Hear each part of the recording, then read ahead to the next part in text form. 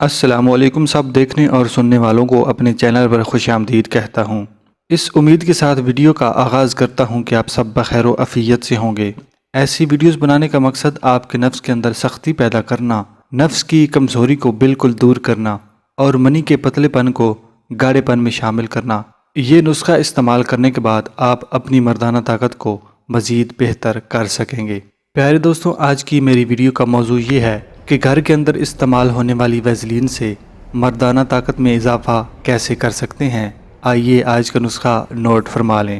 Vaseline کی ڈبی 1 عدد، لونگ 4 دانے، بیر بھوٹی 1 چٹکی، اکرکرہا 1 ڈلی۔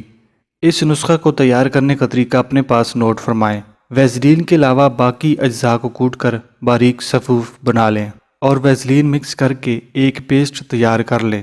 استعمال کرنے کا طریقہ اپنے پاس نوٹ فرما لیں۔